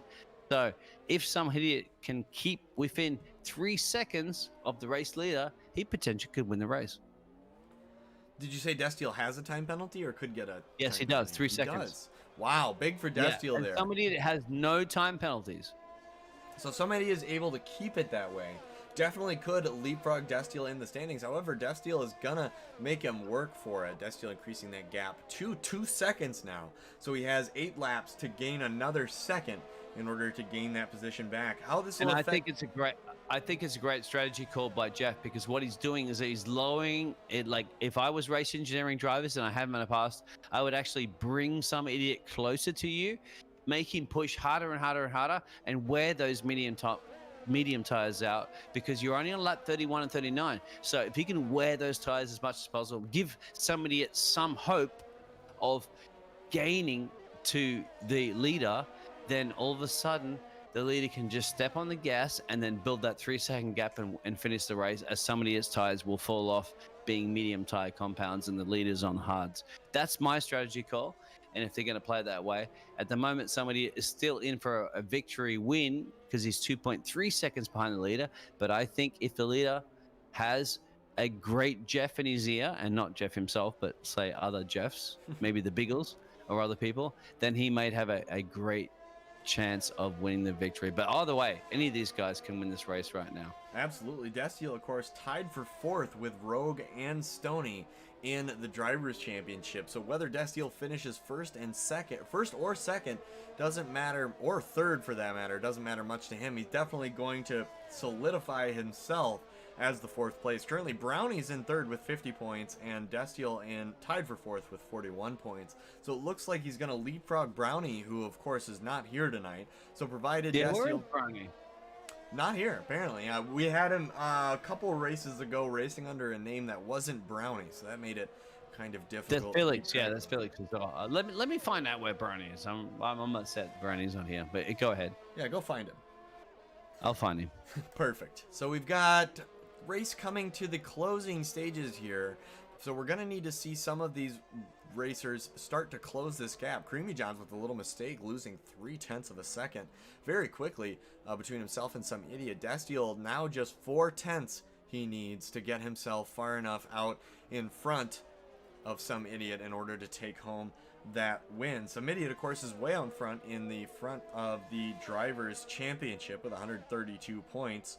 Cream, of course, in second with 86 points. So Creamy Johns is going to want to hold on to second place. Third place, I think, should do it because he's got 86 points. So even if Destiel were to win the race tonight, not enough points to close that gap if Cream were to even crash out. So Cream is going to stay second, but it's a matter of keeping that gap for himself. But Destiel, the big winner, or the potentially the big winner for tonight, with the largest gap in points able to close between himself and Some Idiot. But then, of course, closing the gap between himself and Creamy Johns as well, as he has the potential to outscore both drivers this race. Looks like our drivers are pretty spaced out here. Ruda's still struggling a little bit with his tire. I think he had to pit for a 4th time, maybe a 5th time before the race is over. But gonna hang on there because right now points are up for grabs. Ruda running in 10th. That is only 1 point, but a point is still a point, and they all matter. So it will be interesting to see. I think Stoney made the right call. He went in for softs to finish out the race here. Was getting closer to hammer time, or semi-close to hammer time, but didn't really have much of a chance of actually overtaking him. So I think the call was correct. Putting himself on the softs, making sure he's going to stay out ahead of Dr. McShorty. And if push comes to shove, maybe slow Dr. McShorty up a little bit to allow Shay B to pass. But that gap is quite big, and I don't anticipate it closing that much. Yellow flag, Sector 1 from Ruda again. Ruda with a DNF now. Going to solidify his place in 10th, but I don't know that he gets points for that. Looks like he just couldn't quite make the turn at Sandovat there. Passed him, went straight on into the barriers, I assume. Broke off a wheel for how immediate the DNF was. Unfortunate for Ruda there, but Monaco, just one of those tracks that's been known to do that. Creamy Johns now falling back quite significantly behind Some Idiot after a pit onto the softs. Pretty good call from Creamy Johns. He wasn't close enough to Some Idiot to make the challenge, so might as well throw the softs on with this little fuel and try and get the fastest lap of the race. I think he'll be able to do it if he really puts his mind to it, because right now Some Idiot and Destiel, while their pace still looks incredibly good, I don't think are going to be able to keep it up to the point where Creamy Johns is going to be able to take it with those softs. Stoney and Shay B both had a chance for the fastest lap as well, but I don't believe either took it on their own sets of softs. Double OT hammer It time. looks like the race leader. It looks like the race leader might be actually invalidating a lap, and that means that we could be a time penalty there. Let me just double check that. But somebody there running with no penalties, and he also has Creamy Johns on those fresh softs, setting some fresh pace, but they're not worried about that. 27 seconds off P2. That's not going to be a problem for the two leaders. But the leading race there, as you can see on the screen there, like Some Idiot is 4 seconds off the race leader, who set a penalty. It might get a 6 second, it might get another penalty there. I'm not quite seeing what's happening here on the race control there. If he gets 6 seconds, he's in big trouble. But at the moment, I'm still showing 3 seconds. So the race leader has 3 seconds time penalties, and somebody has no time penalties. So, but however, somebody, as you can see, 4.1 seconds, and that will vary, give or take, off the leader. He has to get within 3 seconds if he wants to be meeting and shaking, or shall we say, elbow bumping the prince, the crown prince of Monaco, and tasting the champagne on the top step of the, certainly of the track that the drivers, everybody wants to win. So the actual winner will be waited till the end of the race to see how the game dole out time penalties. Of course, time penalties that have not been served in the pits are appealable, so make sure to tune in next week to find out the official outcome. But right now, Destiel, assuming 1 3-second time penalty is ahead enough of Some Idiot to keep his first position. Of course, any other penalties he may have picked up can put that in jeopardy, and that's what we'll be looking for towards the end of the race here. Of course, Destiel still looks like he has some pace on Some Idiot, as the gap has now increased to 4.8, increasing about 2 to 3 tenths over this last lap. Looks like the gap is going to increase to 5 seconds shortly here. Some idiot not able to get the pace that Destiel is out of. And this is what we talked about before, is that Destiel is looking for these tires to way outlast those mediums. Those mediums are pretty much at the end of their life at this point.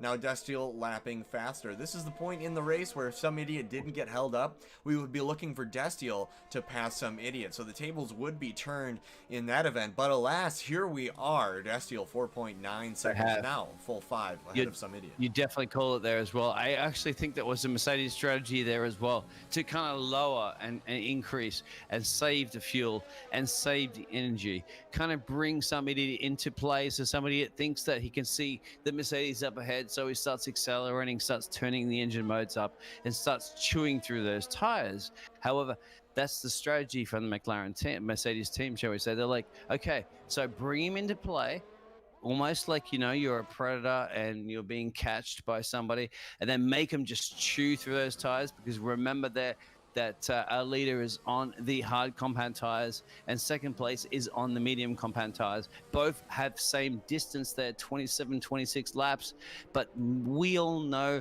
medium tires chew through these chew through the track limits a lot more than the hards do, and the softs are even worse. However, pace is not what it's about right now. It's endurance, as we're on lap 38 of 39. So those tires are definitely falling off the cliff right now for somebody.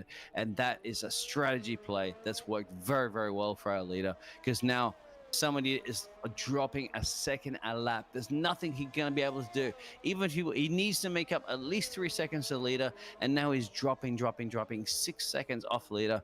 If he just pushes anything he possibly can right now out of those medium tires, he could even risk hitting the wall and losing that potential second spot on the podium.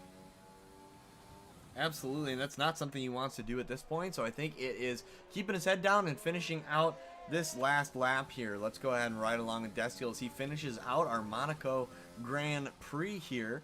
PPR Season 2, round number 7. Still plenty of the season left to go, but it's looking like Destiel has this one pretty much in the bag now. 6.6 seconds ahead of some idiot. Looks to have that wrapped up pretty nicely in a bow, but there's still 2 sectors he has left to go.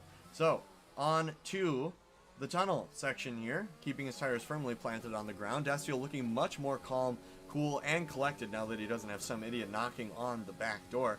A lot less lockups from Destiel. I think he's realized that he has, as I say that, a big lockup going into the Novell chicane there. Now into the pool section.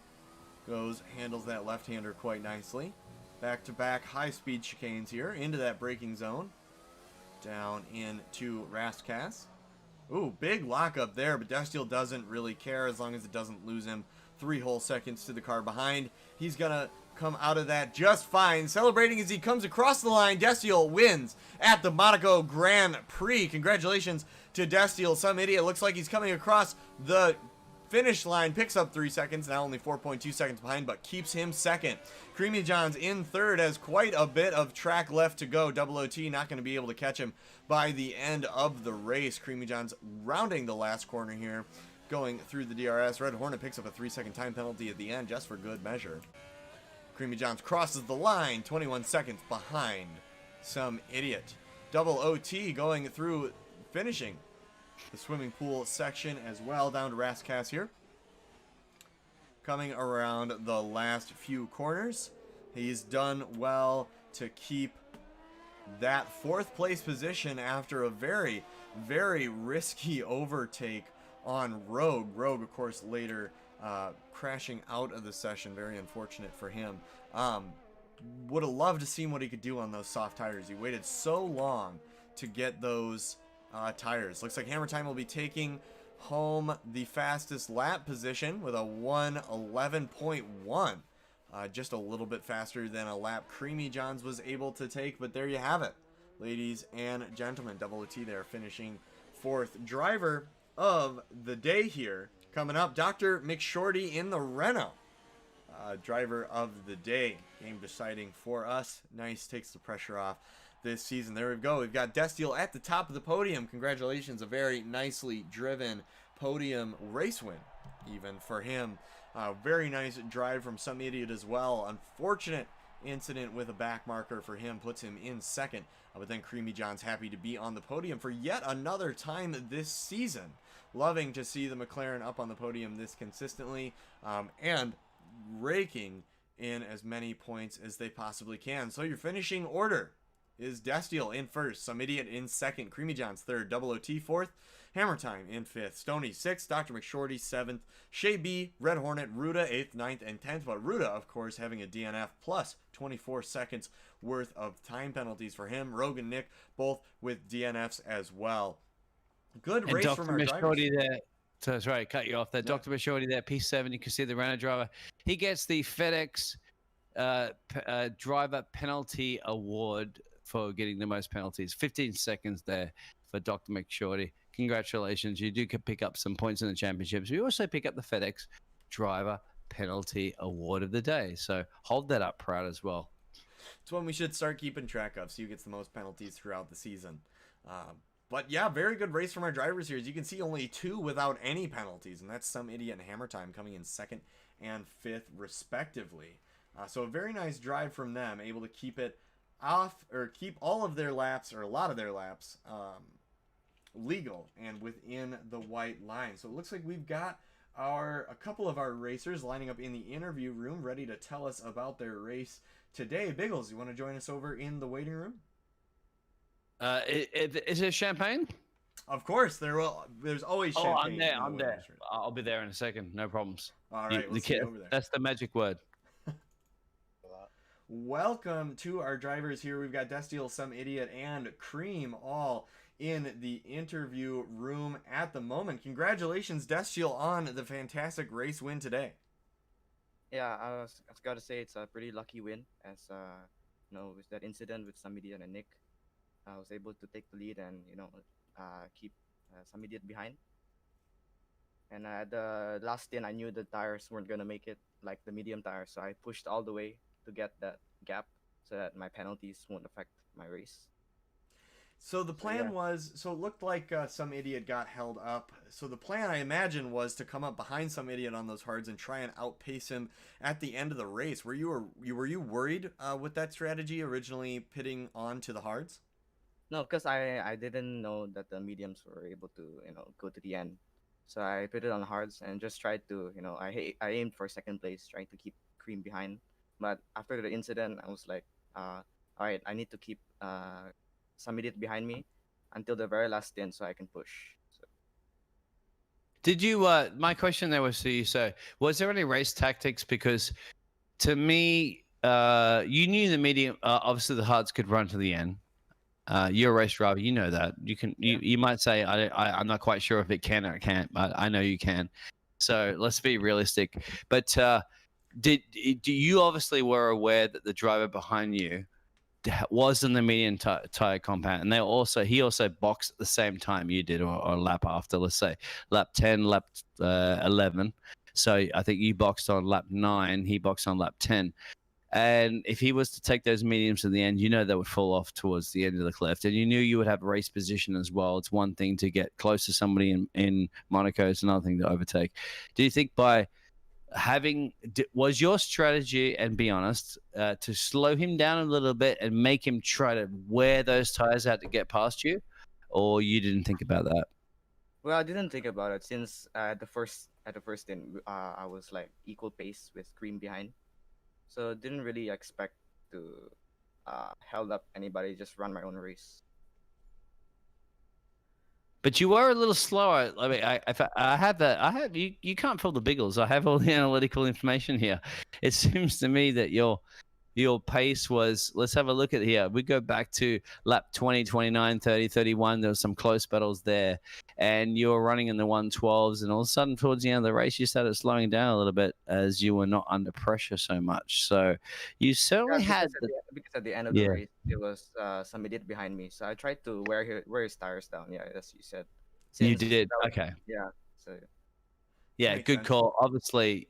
I would give Jeff a raise for your team, because I think that was the biggest difference between you winning the race and not winning the race, but certainly entertaining as well. So, yeah, good job. I mean, It's people don't see that so much, but especially around Monaco, keeping those carbon fiber, expensive carbon fiber bits out of the wall, and you had no damage as well, I believe, right, no during the damage. whole race. Yeah, no damage. Yeah, and that's one thing. Like, I can't do that after one lap, and you managed to do it after the 39 laps. So hats off to you, sir, and you deserve that champagne. Absolutely. Congratulations on the win. Is that your first win this season with PPR, I believe? Yeah. Fantastic. So always love to see you back up on the podium. I know this season it seems like you haven't been able to quite get yet to where you were last season, but I'm very excited for this win for you, and I hope this means big things to come in the future. Yeah, I'll try to practice more every now and then to get closer to Cody. Fantastic. So that does bring us to our second place finisher, Some Idiot. Congratulations on the second place finish, but my guess is you're going to have some words for the driver that held you up going into the tunnel there. Am I wrong? Oh, Nick ran out of talent and spun right on my front wing. I don't know what the hell he was doing, but he drank a lot of stupid juice, and he decided to space it on my left end plate and shear it off. And I was running with yellow end plate for about 25 laps. That was freaking stupid. Genuinely, very, very just. I don't know what the hell he was thinking. To be fair to you, I'm not happy with him at all because that was. Actually, if I might just quickly run through it. Basically, we're coming up to lap 2 cars. It's coming up lap 2 cars, Red Hornet and Nick. Well, sorry to cut you off there. No, Somebody, what lap were you on when this occurred? Lap 14, I want to say. It was Okay. like 2-3 laps after I pit. I want to say I did. We will have replays as well that people can watch to check this. But you go ahead. I have my view of it, but basically he smacked the wall coming out of the right-hander just before the tunnel corner. He smacked the wall. Instead of just keeping it on the wall, he just spun it right back across the track. I jumped to the right because, he's in the wall. Let me turn away from him. He spins it right into me and just shears off my left end plate. I don't know what he was thinking there. A racing incidents, perhaps? No, it's just stupidity, quite frankly. Well, I'm sorry, mate. Myself, the way I drive, I probably would maybe perhaps do the same thing. So we can probably just double check with how it's going to occur there. But the key point is it compromised your race. So from at that point, how did you strategize the rest of your race to get all the way up into P2? I was just trying to survive, man. If we got a safety car, I would have pit and try to see if I could come back. The car was actually really good. It's just once you got damaged, you just have to ride it out and hope for the best, and that just didn't happen. But congrats to Deciel. He was in the right place at the right time, and that's an integral part of racing. I can't take that away from him. That's not. And was that your call to go to the mediums or to the hard? Yeah, that was 100% my plan to go to medium. That wasn't the limiter there, but just.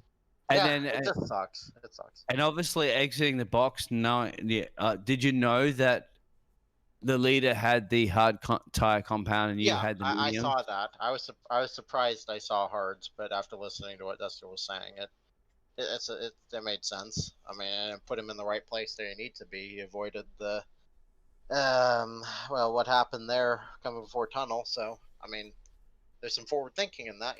It's not bad at all. No, definitely. You certainly gave us some super exciting racing there, sir, and you have before in the past. And I like that the different tire compound strategy. And I'm sure you can make it work. Well, it probably would have worked a lot better in different tracks. But one thing, you had the pace. However, you cannot get past somebody in Monaco unless somebody makes a mistake. And obviously, the leader of this race kept it cool, calm, and collective. So all you could do is put the pressure on it. You did apply the pressure as best you could. Obviously, surviving that carnage and obviously having damage as well in your car. That's all you can do. And hey, if you get P2 for that sort of results, for that sort of effort, that's to me is a win as much as anything else. You must be very proud of what you did. I suppose it's just about fighting at that point, and I'm not one to give up. I'm not. Nope. I love that spirit. This is Some Idiot, and we know this. Everybody on on the YouTube channel and so forth know that you don't give up, sir, and I love that about your racing spirit. And this is what makes it fun for us to commentate to you as well. This is the driver spirit that we need in this league, and this is what PPR is about. Well, thank you for having me at least. Yeah, absolutely. We always love to see a great race out of some idiot, even though it may have had some unfortunate turns along the way. So with that, congratulations on your second place, some idiot. And on to third place position here with Cream. Congratulations. Another podium for you this year. How does that feel? It feels all right. I had to, at the start, I made a pretty ambitious move. I almost got Destiel 2 at the start. Thank God he left me enough room. Otherwise, I probably would have retired. But, yeah, it was good.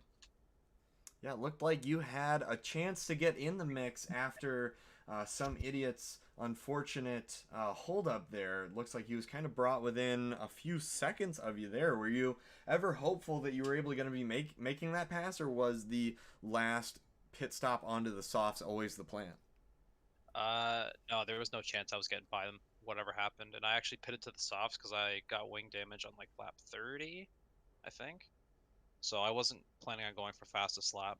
So I see. It looks like yeah, that's interesting as well, because you are the only driver outside of the top 10 that actually boxed the extra pit stop, and then by changing to the softs, because you had that gain over P4.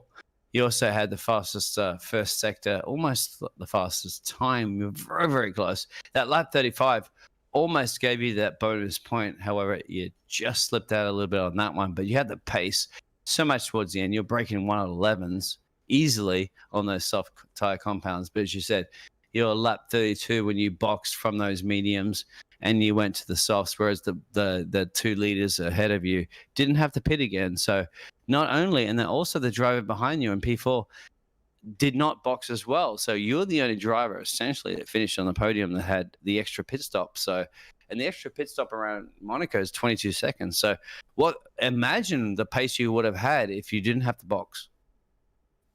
I don't think I would have been faster if I didn't box. I'll say that much. You finished 27 seconds off the leader, 22 seconds of a pit stop. You potentially could have had P2. The pit stop gap here is about 18. What I noticed when we did the first round of stops, there was no reason for them to stop again, so it just wasn't really realistic.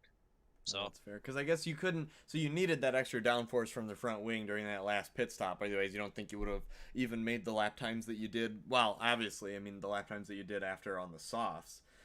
So you don't think you would have been able to even keep that gap consistent regardless of the wing damage, or was that always the plan there? I would have stayed ahead of Double OT and probably kept pulling a gap on him, but if I already have the damage and I'm losing to the leaders, I might as well just pit if I have a free stop. It was obviously a great strategy call as well, because you got yourself on the podium and you had a great lead over to P4 as well, almost a pit stop in hand to P4. So yeah, obviously you're not thinking about P4, you're thinking about P2, but you did the best you could do. And I have no doubt your strategy calls and your racing pace, and you had some blistering racing pace. So 111.1, that's 111.18. The fastest lap in the race is a 111.12. So if you set that sort of pace, you're definitely going to be a contender for winning races. Yeah, that'd be nice. But I'm average about a half a second off of some idiot on most tracks, so I'm realistic about it. Sure, but forgetting about most tracks and talking about next week at Azerbaijan, how do you feel you stack up there? Not very well. We'll see how it goes.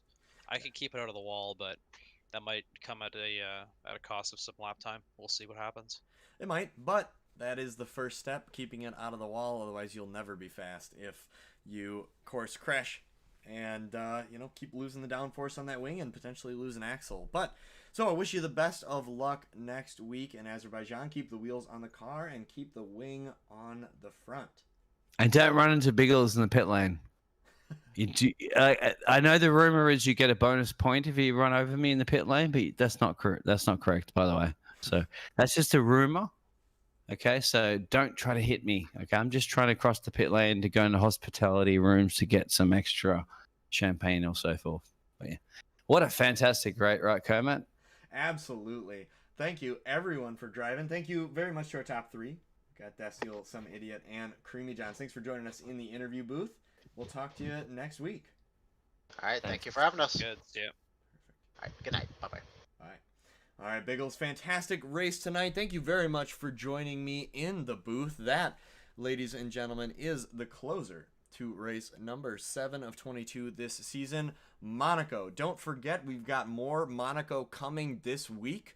We've got more races tomorrow with our Xbox League at 7:30 p.m. Eastern and 9 p.m. Eastern, and then PCD2, which you'll see me on track. Very nervous for Monaco, as always, at 8 p.m., 9 p.m. Eastern. And then, of course, Fridays we have our 4th Xbox League as well. So plenty more racing at Monaco this week coming yet to you. I want to thank Biggles again for joining us this week. It's always great having you in the booth. You are an asset to the commentary tonight, and everyone in the chat was as well. Thank you very much, sir. Can I jump onto the yachts there with the ladies in bikinis? Because, sorry, I'm a little distracted right now, but, you know, these multi-million-dollar yachts, it's Monaco, it's Champagne, it's the best of the best. But, yeah, it's been an absolute blast up here in the commentary box. Usually I'm not up in the commentary box. I do like to hang trackside. But thank you very much for welcoming up here, and this has been exciting. And this is Division 1. It's just like cream of the crop. These guys have some pace, and we're going to have so much more exciting racing. But you know what? Without you commentating this, I might go to sleep. I certainly can't go to sleep with the way you present these races. So hats off to you, sir. Well done. Thank you. Thank you much, Biggles. I think we always work well as a team. But for this week, that is all we have for you. Thank you, everyone, for coming out and watching the race tonight. We will see you next week at Azerbaijan. Have a good night, everybody.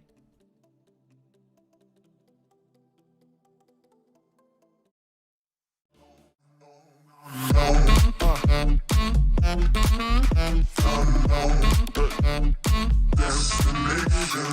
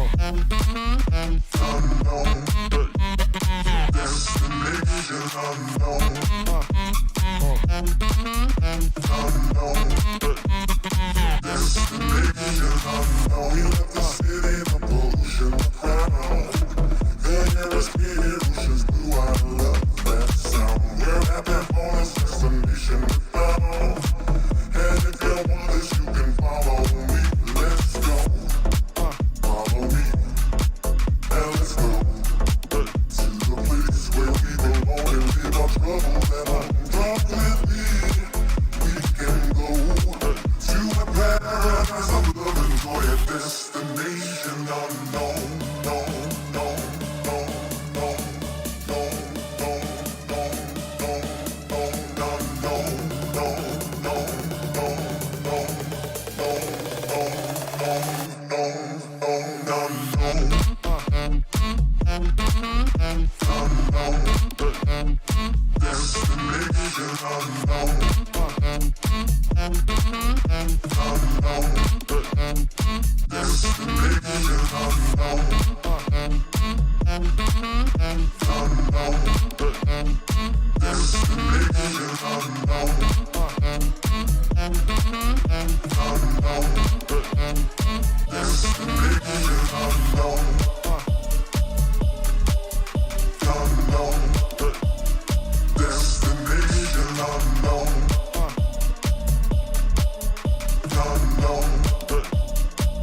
Destination unknown.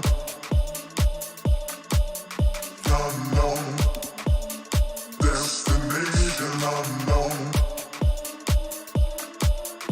Unknown. Destination unknown.